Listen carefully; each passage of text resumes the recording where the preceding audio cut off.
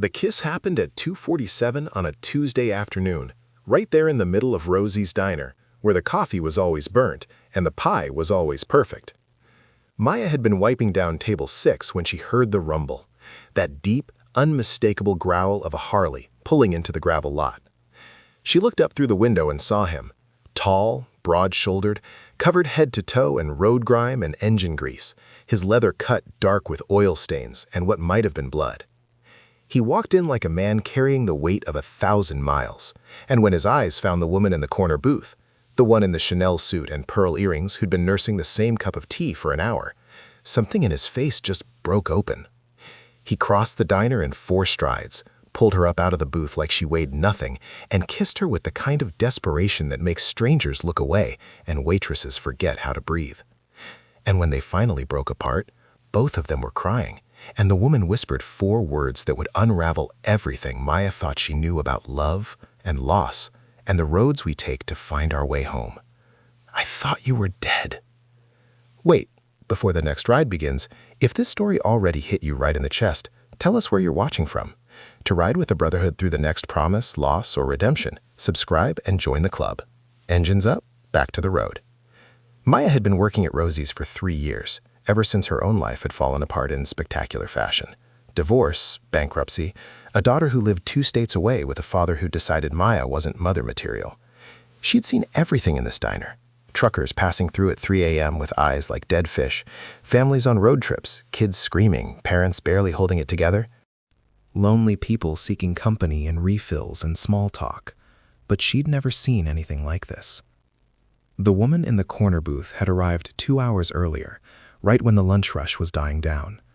She'd walked in wearing clothes that probably cost more than Maya made in 6 months, a cream-colored suit that fit like it had been tailored specifically for her body, heels that clicked against the linoleum with authority, a leather briefcase that looked like it had never seen a day of real work. Her hair was dark and pulled back in a flawless twist. Her makeup was subtle and expensive. She looked like she'd taken a wrong turn on the way to a board meeting and ended up in a roadside diner 40 miles outside of Bakersfield.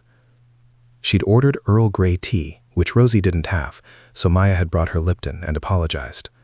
The woman had smiled, sad, distant, and said it was fine, that everything was fine, though clearly nothing was fine at all. Then she'd sat there, staring out the window at Highway 58, watching every vehicle that passed like she was waiting for something specific, something that might never come. Maya had refilled her tea 3 times, had asked if she wanted food. The woman had ordered a slice of apple pie she never touched, just sat there, perfectly still, perfectly composed, with eyes that held the kind of grief that didn't make noise, that didn't ask for attention, that just existed like a black hole pulling everything into its orbit. And then the biker had walked in. Now they stood in the middle of Rosie's, still holding each other, the woman's perfectly tailored suit getting ruined by grease and dirt and sweat, and neither of them seemed to care. The handful of other customers, a retired couple in the window booth, a trucker at the counter, 2 construction workers in the back, all stared with the kind of fascination reserved for car accidents and miracles. Maya grabbed the coffee pot, more out of habit than necessity, and approached their table. The biker had finally released the woman, though he kept one hand on her face like he was afraid she might disappear if he let go. Up close, Maya could see the exhaustion carved into his features, the hollow eyes, the lines around his mouth, the way his hands shook slightly when they weren't touching her. His cut was from the Nomads chapter. Maya knew enough about MC culture from the bikers who came through regularly to recognize the patches. No fixed address, no permanent home, just the road and the brothers who rode it with you. His name patch read Reed. Below it, the rocker said Sergeant at Arms. "Can I get you anything?" Maya asked, her voice coming out smaller than she intended. Reed looked at her like he was seeing her for the first time. His eyes were blue, startling against his tanned, dirty face. "Coffee," he said, his voice rough as gravel. "Black, strong as you can make it." "Same," the woman said, though her voice was steadier, more controlled.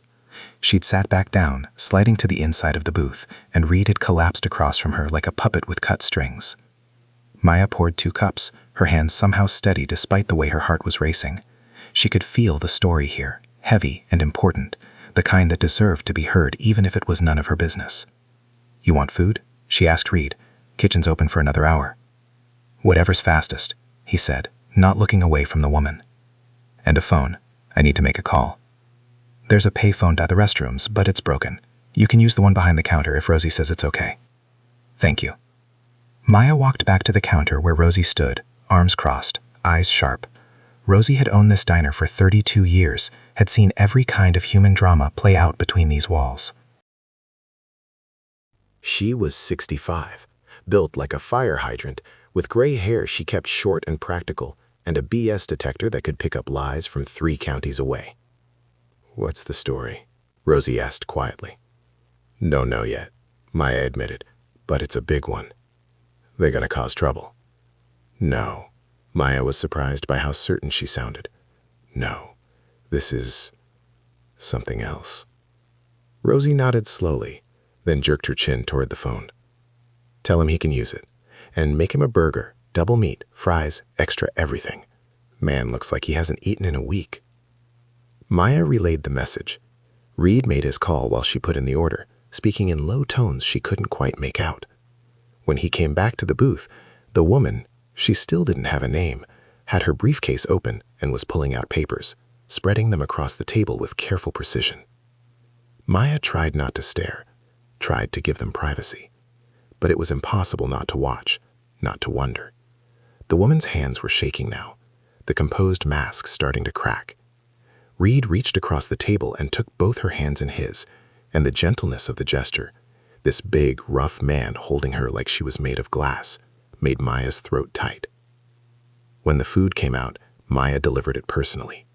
Reed devoured the burger in what felt like seconds, barely chewing, like he'd forgotten what food tasted like. The woman pushed her untouched pie toward him, and he ate that too. And between bites, he kept reaching for her hand, kept touching her face, kept looking at her like he was trying to memorize every detail in case she vanished. "I'm sorry," the woman said suddenly, her voice cracking. "God, Reed, I'm so sorry. I should have done this years ago. I should have." "Elena," his voice was firm but gentle. "Stop. You're here now. That's what matters." "Elena." Finally, a name. "They told me you were dead," she continued, tears streaming down her face now, mascara starting to run. The lawyer, the investigator, everyone. They said the accident was unsurvivable, that you'd been thrown from the bike, that they found your cut, but not your... She couldn't finish the sentence. "I know," Reed said. "I know what they told you, but I'm here. I'm alive, and we're going to fix this." Maya retreated to give them space, but she could still hear fragments of their conversation. Medical bills, legal papers, something about a daughter, something about 5 years and a mistake that had snowballed into catastrophe. The trucker at the counter, a regular named Bull who ran routes between LA and Sacramento, leaned over and spoke quietly. "That's Reed fucking Morrison." Maya looked at him. "You know him?" "Know of him. Nomad legend. Used to ride with the Phoenix Charter before he went independent. Got into an accident about 5 years back, right around the time his old lady died. Word was he didn't make it either." "His old lady?" "Wife, girlfriend, whatever you want to call it. Cancer, I heard. Real bad. And right after she passed, he hit a semi-truck on the I-5. Bike was totaled. He just disappeared. Most people figured he died and they never found the body, or that he survived and wanted to disappear." Maya looked back at the booth. Reed had his head in his hands now, shoulders shaking. Elena had moved to his side of the booth, was holding him like she was the anchor keeping him from drowning. Whatever the story was, it went deeper than a dramatic reunion in a roadside diner. The afternoon crept forward. The construction workers left. The retired couple paid their bill and wished everyone a good day, with the slightly nervous tone of people who'd witnessed something intimate and weren't sure how to process it. New customers came and went, casting curious glances at the booth in the corner, where the biker and the woman in expensive clothes sat surrounded by papers and empty coffee cups. Around 4 o'clock, the door opened, and 3 more bikers walked in. These ones were clean, leather cuts worn but maintained, faces weathered but alert. Their patches said they were from the Bakersfield Charter. The one in front, a man in his 50s with a gray beard and kind eyes, saw Reed and stopped dead. "Holy shit," he breathed. Reed stood up, and the man crossed the distance between them in 2 steps and pulled him into the kind of hug men give each other when words aren't enough. Hard, brief, heavy with meaning. The other 2 bikers hung back, watching with expressions that cycled through shock, relief, and something like anger. "You son of a bitch," the bearded man said, pulling back but keeping his hands on Reed's shoulders. 5 years. 5 goddamn years, Reed." "I know, Bishop." "We thought you were dead. We buried an empty casket. We drank to your memory. Your name's on the memorial wall." "I know." "Do you?" The anger was starting to surface now, hot and hurt. "Do you know what it's been like? Thinking we lost you? Thinking you died out there alone?" "I couldn't come back," Reed said, his voice steady despite the emotion in it. "Not until I fixed this. Not until I could look you in the eye and tell you I made it right." Bishop's jaw worked, processing. Then he looked past Reed to Elena, who'd stood up, wiping her face with a napkin that left black streaks of mascara on the white paper. "And who's this?" "This is Elena Morrison," Reed said, and the last name hung in the air like a gunshot. "My wife." The silence that followed was profound. Maya, pretending to wipe down the counter, felt her breath catch. The other 2 bikers looked at each other, then back at Reed, then at Elena. "Thought your wife died," one of them said carefully. "Thought that's why you went off the deep end." "That was Sarah," Reed said, and his voice went soft and rough at the same time. "Sarah died of cancer 6 years ago. I loved her. God knows I loved her. But before Sarah, there was Elena." Elena stepped forward, extending a hand to Bishop. Her composure was back, lawyer mask in place, though her eyes were still red. "I'm an attorney in San Francisco. Reed and I were married 8 years ago, for 18 months, before we divorced. Or, we thought we divorced. Turns out there was a clerical error. Our dissolution was never properly filed, which means, legally, we've been married this entire time." Bishop's eyebrows went up. "Jesus." "Gets worse," Reed said. "Sarah and I were never legally married because I was still married to Elena, which means my daughter is legally Elena's step." Her composure was back, lawyer mask in place, though her eyes were still red. "I'm an attorney in San Francisco. Reed and I were married 8 years ago, for 18 months, before we divorced. Or, we thought we divorced. Turns out there was a clerical error. Our dissolution was never properly filed, which means, legally, we've been married this entire time." Bishop's eyebrows went up. "Jesus." "Gets worse," Reed said. "Sarah and I were never legally married because I was still married to Elena, which means my daughter is legally Elena's stepdaughter," Elena finished. "And when Reed had the accident and everyone thought he died, the state tried to place his daughter with her maternal grandparents, but they're not fit. Substance abuse, criminal records. So she's been in foster care for 5 years." The weight of it settled over the diner like a physical presence. Maya felt tears pricking her eyes and didn't even know these people, didn't know their story beyond these fragments, but it was enough. It was more than enough. "Where is she now?" Bishop asked quietly. "With a family in Fresno," Elena said. "Good people from what I understand. But she doesn't belong there. She belongs with family. She belongs with her father." "And you," Reed said, looking at Elena. "She belongs with you too. You're her family now, whether either of us planned it or not." "I don't even know her," Elena said, voice breaking again. "I've only seen photos. Then we'll get to know her together," Reed took her hand. "You came looking for me. You spent 5 years and God knows how much money tracking me down. You didn't have to do that." "I did," Elena said firmly. "Because when I found out about the clerical error, when I realized we were still legally married, I had a choice. I could have just filed for divorce, handled it quietly, moved on with my life. But then I found out you had a daughter, that she was alone, and I couldn't," her voice cracked.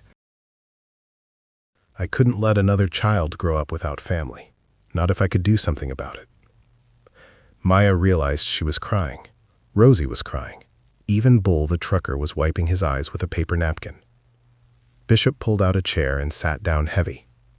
"This is a lot to process." "I know," Reed said. "You've been out there alone for 5 years? Just writing?" "Working odd jobs, trying to figure out how to fix what I broke. Trying to find a way back to my daughter without bringing more chaos into her life. And then Elena found me, 3 weeks ago. walked into a truck stop in Nevada, and handed me papers proving we were still married and that I had legal standing to get my daughter back. "Why didn't you call?" one of the other bikers asked. "Why didn't you let us know you were alive?" Reed's face went hard, ashamed. "Because I was a ghost. Because I'd failed Sarah, failed my daughter, failed everyone. Because I didn't think I deserved to come back. I thought if I just disappeared, it would be easier for everyone." "That's the dumbest thing I've ever heard," Bishop said, but there was no anger in it, just exhaustion and relief and the beginning of forgiveness. "Your family, Reed. Family doesn't give up on family. Family doesn't forget." "I know that now," Reed said quietly. "That's why I called you. That's why I asked Elena to meet me here. Because I can't do this alone. I need my brothers. And I need to ask you something." "What?" Reed looked at Elena, then back at Bishop. "I need you to stand with me when I go to get my daughter. I need the club to vouch for me, to show the court that I've got support, stability, family. And I need," he swallowed hard, "I need to come home, not to Phoenix, not to anywhere specific, but to the club, to the brotherhood." Bishop stared at him for a long moment. Then he stood up and extended his hand. "Welcome back, brother." Reed took it, and the handshake became another hug, and suddenly all three bikers were surrounding him, and there was backslapping and rough affection, and the kind of relief that comes when something you thought was lost forever walks back through the door. Maya brought more coffee. Rosie came out from behind the counter with fresh pie. The dinner rush was starting to trickle in, and the diner was filling up. But none of the newcomers seemed to mind the scene in the corner booth, where a family was being stitched back together from scraps and hope. Elena sat back down, papers still spread across the table, and pulled out a photograph. She showed it to Reed, and Maya saw his face transform, saw 5 years of grief and guilt and longing collapse into something so powerful she had to look away. "That's her?" Reed's voice was barely a whisper. "That's Lily," Elena confirmed. "She's 12 now, smart, artistic. According to her foster family, she draws constantly, portraits mostly, of a man on a motorcycle." Reed's hand shook as he took the photo. "She remembers me. She never forgot you." Bishop looked at the photo over Reed's shoulder. "She looks like Sarah." "Yeah," Reed said, voice thick. "She does." "So what's the plan?" one of the other bikers asked, his name patch read Cole. Elena pulled out a legal pad covered in notes. "I've been working with a family law attorney in Fresno. We filed a motion 3 days ago to restore Reed's parental rights. The hearing is scheduled for Monday. We need to prove 3 things: that Reed is alive and fit to parent, that he has stable housing and income, and that he has a support system. The first one is easy enough. The second and third, that's where we need help." "What do you need?" Bishop asked. "A place for them to live, at least temporarily, somewhere the court will consider stable." Bishop didn't hesitate.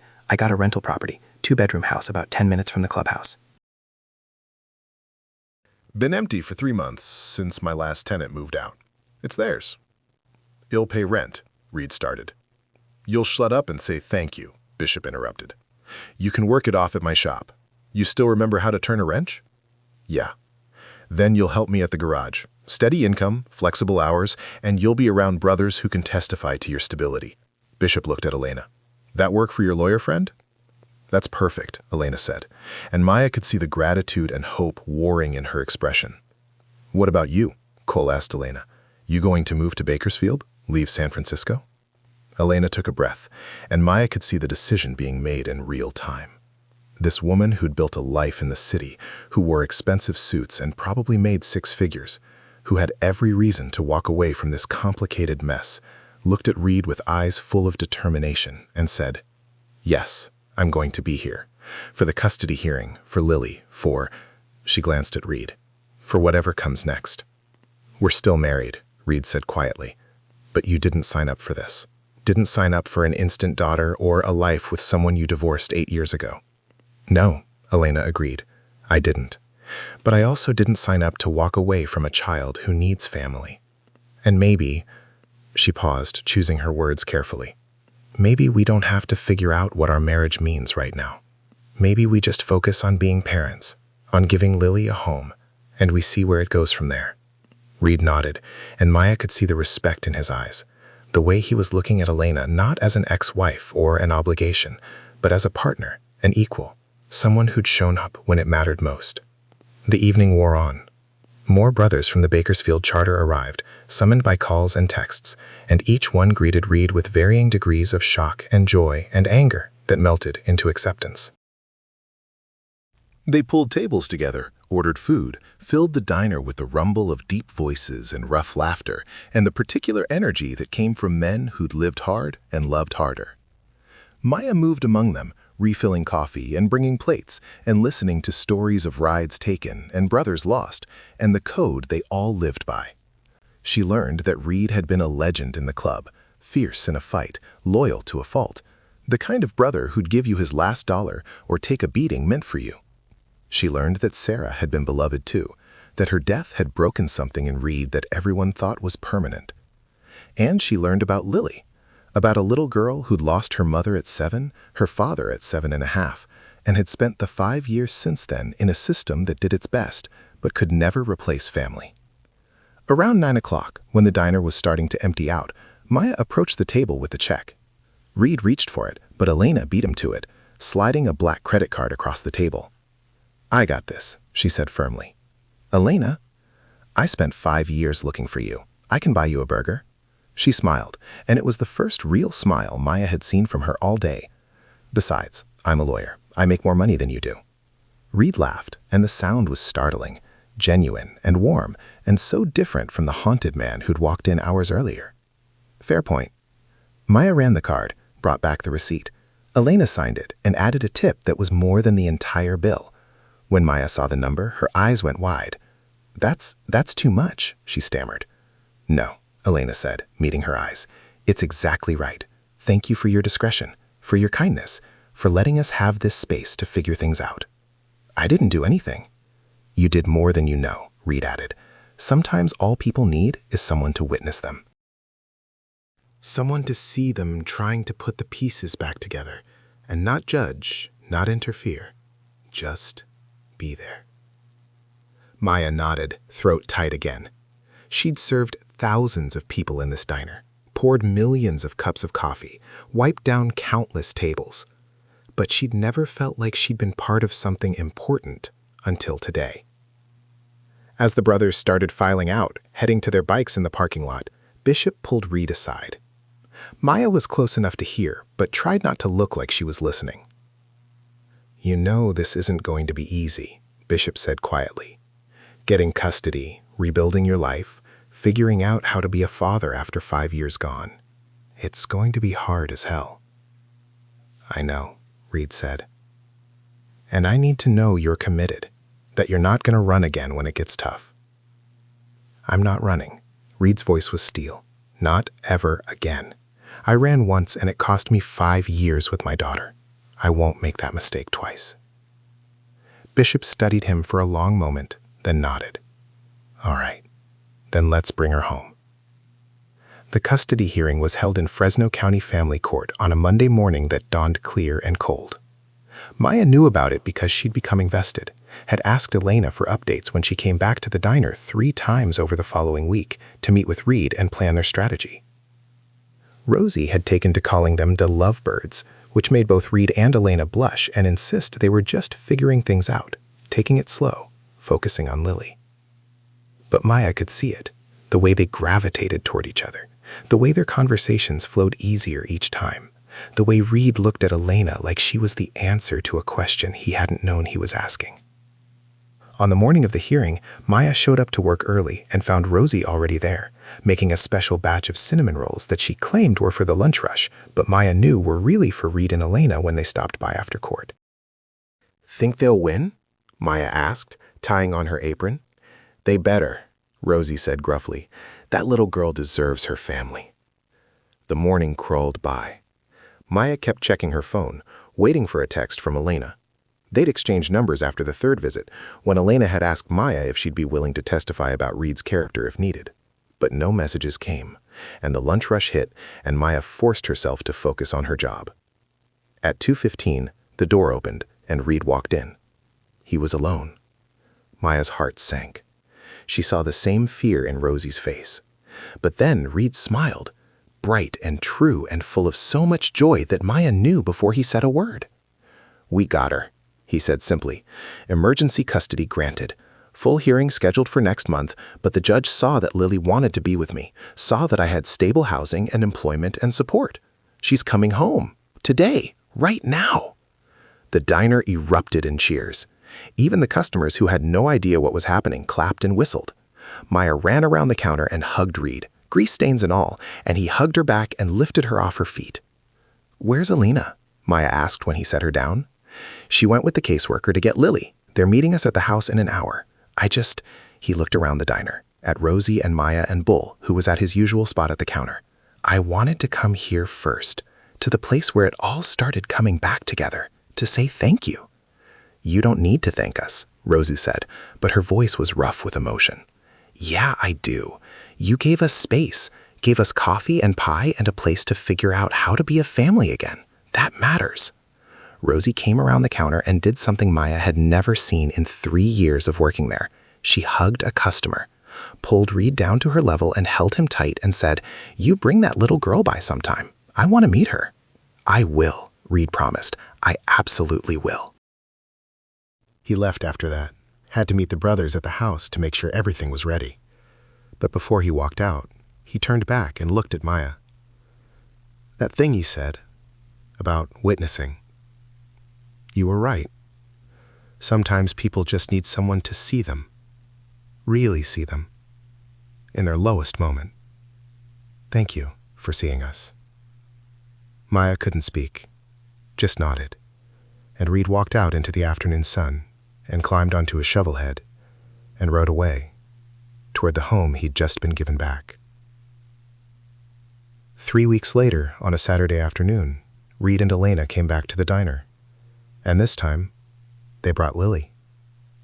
She was small for 12, dark-haired like her mother, with Reed's blue eyes and a sketchbook tucked under her arm. She moved with the careful uncertainty of someone still getting used to safety, still waiting for the other shoe to drop. But when Reed put his hand on her shoulder, she leaned into him, and the gesture was so natural, so full of trust, that Maya felt her throat tighten. They slid into the same corner booth, Elena on one side, Reed and Lily on the other. Maya approached with menus and water and the kind of careful friendliness you use with kids who've been through trauma. "Hey," she said softly. "I'm Maya. I've heard a lot about you." Lily looked up with those piercing blue eyes. "Are you the waitress? The one who was here when my dad came back?" "That's me." "He says you were nice to them, that you made good coffee." Maya laughed. "The coffee here is terrible, but I appreciate the lie." Lily smiled, just a little. "What's good then?" "Apple pie." Without question. "And the grilled cheese if you want something savory." "Can I get both?" "You can get whatever you want," Reed said. And the way his voice caught on the words made it clear he'd say yes to anything his daughter asked for the rest of his life. They ordered pie and grilled cheese for Lily, burgers for Reed and Elena, coffee all around. While they waited, Lily pulled out her sketchbook and started drawing. Maya, curious, glanced at the page as she poured water and saw a portrait taking shape. A man on a motorcycle, rendered in careful detail, the shading perfect, the expression captured with the kind of skill that came from years of practice and raw talent. "That's beautiful," Maya said honestly. Lily looked up, surprised and pleased. "Thank you. I'm trying to get better at hands. They're really hard." "I believe it. I can barely draw stick figures." "I could show you if you want. It's not that hard once you understand the basic shapes." "I'd like that," Maya said, meaning it. Over the next hour, Maya watched a family take shape. Watched Reed and Lily share French fries and inside jokes that were starting to develop. Watched Elena help Lily with her math homework at the table, patient and encouraging. watched all three of them navigate the awkwardness and beauty of becoming something new. Not the family any of them had imagined, but a family nonetheless. At one point, Bishop and several brothers from the Bakersfield charter came in, and Lily's face lit up when she saw them. "Uncle Bishop!" she called out, and the big bearded man grinned and came over to ruffle her hair. "How's my favorite niece?" "Your only niece. That's why you're my favorite." He slid into the booth next to Elena, and suddenly the table was crowded and loud and full of the kind of chaotic love that happens when people choose each other, when they decide that biology doesn't matter as much as showing up. Maya brought more coffee, more pie, and listened to them make plans. A ride next weekend if the weather held, art classes for Lily at the community center, Elena officially transferring to a satellite office in Bakersfield, taking a pay cut but not caring because some things are more important than money. "You think you'll stay married?" Maya asked Elena later when Reed had taken Lily and Bishop to look at the jukebox in the corner. "Like, really married? Or are you just doing this for custody?" Elena took a sip of her coffee, considering. "Honestly, I don't know. Reed and I were different people than we were 8 years ago. We're figuring each other out again. But," she looked across the diner to where Reed was lifting Lily up so she could reach the top buttons on the jukebox. "But I think we might be figuring it out together, and that's something." "He loves you," Maya said. "I can see it, the way he looks at you." "He loved Sarah too. He'll always love Sarah, and that's okay. Love doesn't have to be finite. There's room in his heart for both of us," Elena smiled. "Besides, I'm not doing this because he loves me. I'm doing it because I love that little girl already, and I want to be part of giving her the life she deserves. Everything else is secondary." Maya nodded, understanding. Sometimes love wasn't about grand gestures or perfect romance. Sometimes it was about showing up, doing the work, choosing every day to be present, even when it was hard. Before they left, Lily approached the counter where Maya was wiping down menus. She had her sketchbook open, and she tore out a page carefully and handed it to Maya. It was a drawing of the diner, and in the window, rendered in careful detail, were 2 figures, a grease-covered biker and a woman in an expensive suit, kissing like the world was ending and beginning all at once. "For you," Lily said shyly. "Dad told me what happened here, how you were kind. I wanted to say thank you." Maya looked at the drawing, at the incredible talent in every line, and felt tears sliding down her face before she could stop them. "This is the most beautiful thing anyone's ever given me." "Really?" "Really." Maya crouched down to Lily's level. "You know what I see in this drawing? Hope. People finding each other." People choosing love even when it's complicated. That's powerful, Lily. Don't ever stop drawing. Don't ever stop seeing the beauty in people trying to put themselves back together. Lily hugged her, quick and fierce, and then ran back to Reed and Elena, who were waiting by the door. The 3 of them walked out together, and through the window, Maya watched them climb into Elena's sensible sedan, such a contrast to Reed's bike, and drive away. "You gonna frame that?" Rosie asked, nodding at the drawing. "Absolutely," Maya said. And she did. Hung it behind the counter where everyone could see it, where it became part of the diner's story, part of the fabric of this place where people stopped for coffee and pie, and sometimes, if they were very lucky, found their way back to the people they thought they'd lost forever. 6 months later, Maya was wiping down tables at the end of her shift when the door opened and a familiar figure walked in. Reed, clean this time, wearing jeans and a t-shirt and his cut with the patches that marked him as nomad, as sergeant-at-arms, as brother and father and survivor. "Hey," Maya said, surprised. "Where's the family?" "Home. Elaine is helping Lily with a project for school, some kind of diorama about the gold rush."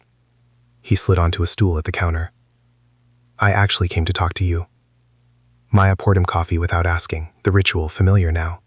"What's up?" "You've been working here 3 years, right?" "Yeah. Why?"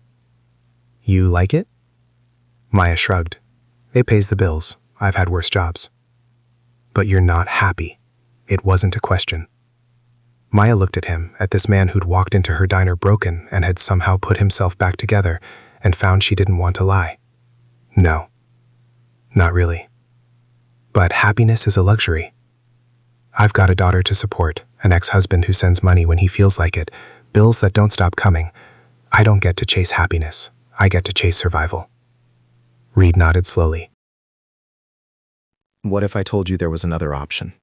I'd say you're about to pitch me something. Elena and I were opening a youth center. Art programs, tutoring, mentorship for kids in the foster system, kids who've had it rough. Lily's idea, actually. She wants to help kids like her find their voice through art. That's amazing. We need staff. Someone to run the front desk, coordinate schedules, interact with kids and families. Someone who gets what it's like to struggle, to rebuild, to survive. Reed met her eyes. Someone like you. Maya's breath caught. I don't have any qualifications. You have the only qualification that matters. You know how to see people. You proved that the day Elena and I walked in here. You saw us at our lowest, and you gave us dignity and space and kindness. That's what these kids need. I can't afford to take a pay cut. You won't. We'll match what you make here, plus benefits. Health insurance, paid time off, and you can bring your daughter to the center after school if you need to. We want to make this work for people who need it to work. Maya stared at him, unable to process what he was offering.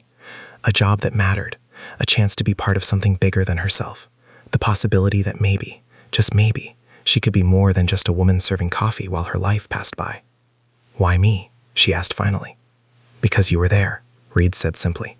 Because when I walked into this diner covered in grease and grief and 5 years of mistakes, you didn't judge.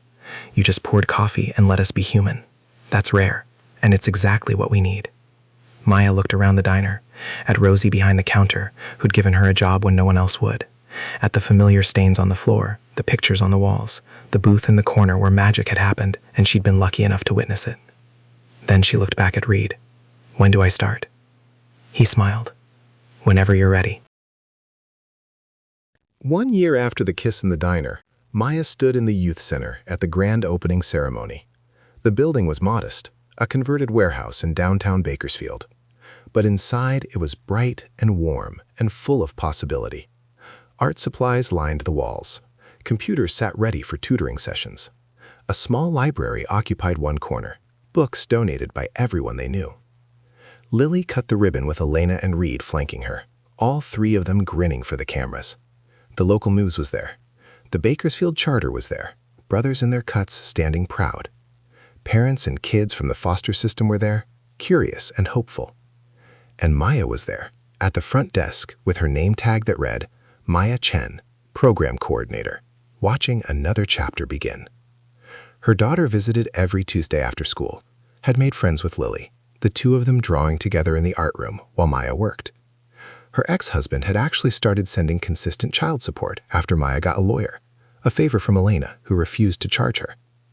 Her life wasn't perfect. She still had bills and stress and days when she wondered if she was doing anything right. But she was happy, actually happy, for the first time in longer than she could remember. Reed caught her eye across the room and raised his coffee cup in a toast. She raised hers back, smiling. Because sometimes the most important moments don't announce themselves with fanfare. Sometimes they happen on a Tuesday afternoon in a roadside diner.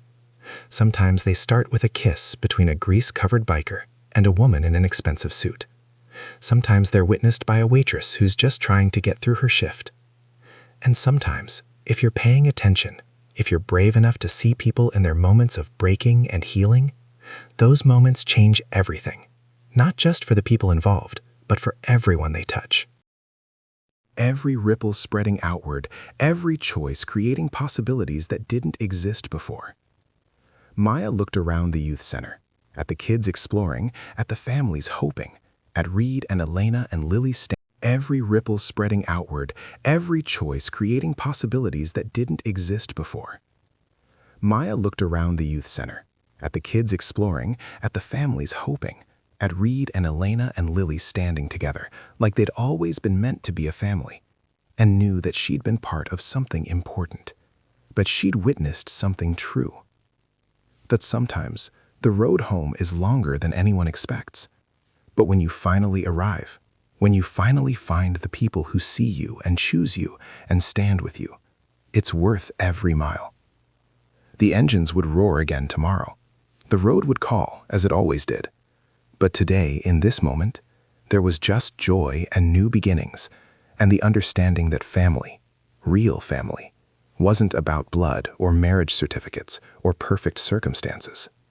It was about showing up, about choosing love, about being brave enough to put the pieces back together even when you didn't know if they'd fit. And sometimes, it all started with a kiss in a diner and a waitress who knew how to pour coffee and witness miracles. Outside, the sun was setting over Bakersfield, painting the sky in shades of gold and orange. Reed's shovelhead sat in the parking lot next to Elena's sedan, side by side, chrome and practicality, two different worlds learning to exist together.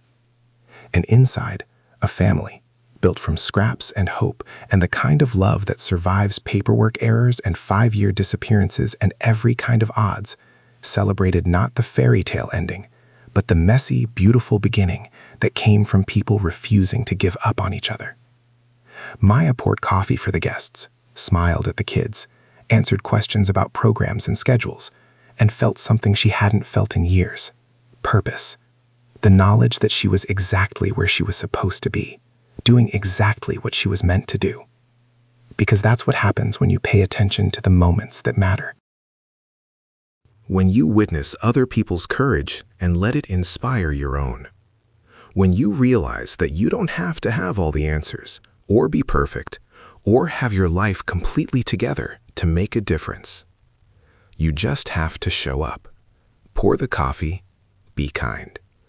The rest, somehow, takes care of itself. The evening wound down slowly. Guests filtered out with brochures and smiles and promises to return. The brothers helped clean up, stacking chairs and sweeping floors with the same matter-of-fact competence they brought to everything. Lily fell asleep on the couch in the office, still wearing her ribbon-cutting dress, her sketchbook open beside her. Reed carried her to the car while Elena gathered up the certificates and documents from the day.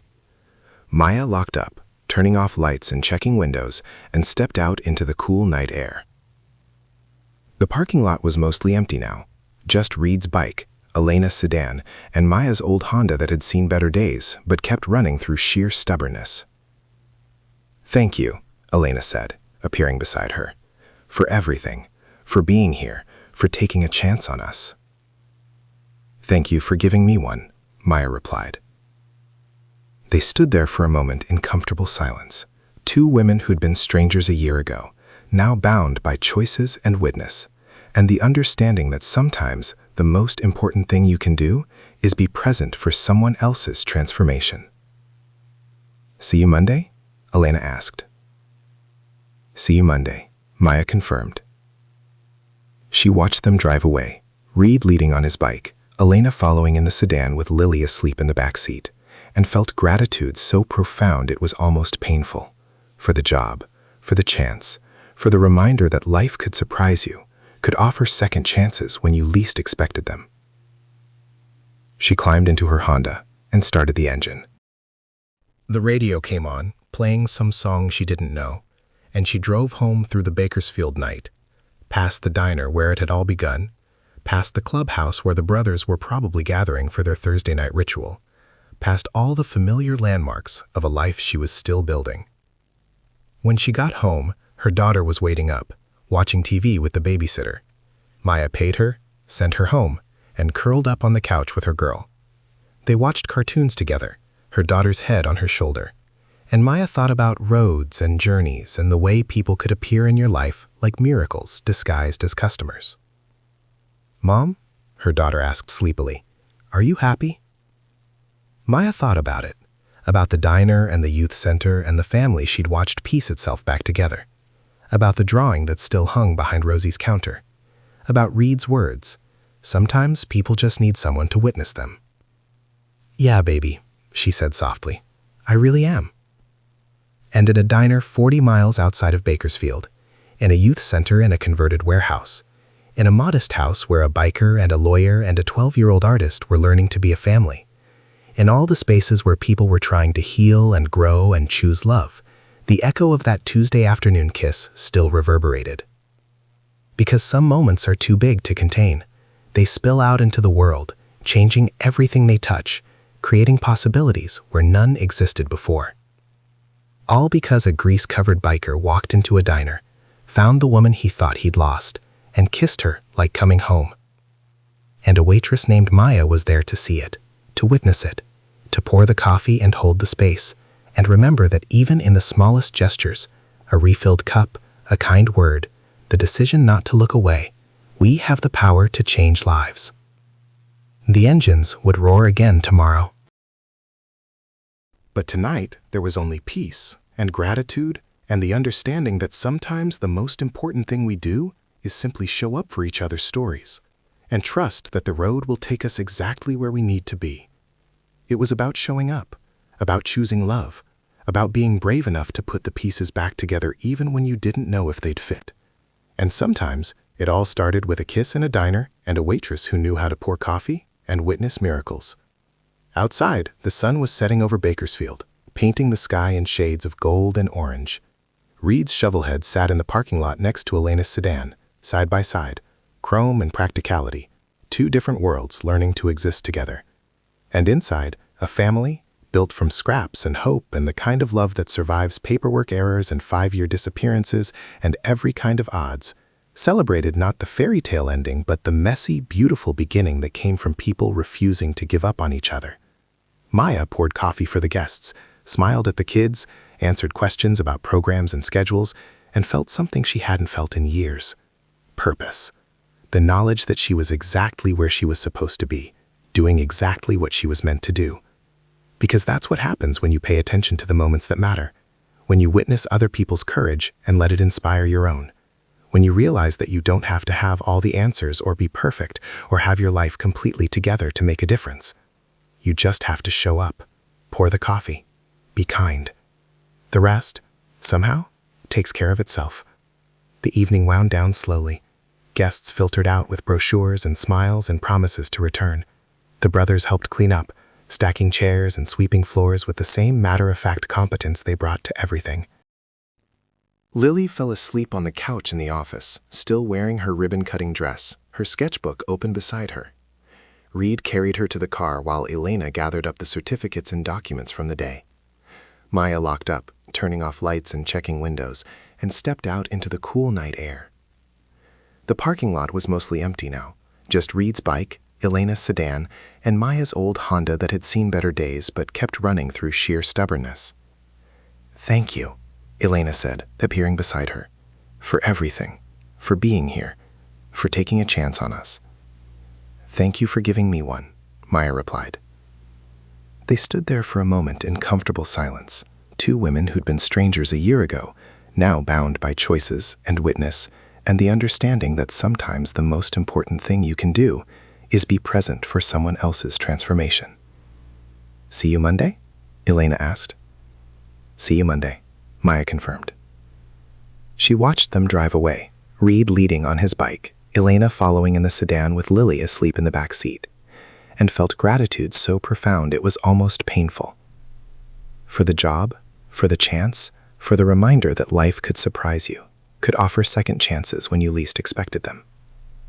She climbed into her Honda and started the engine.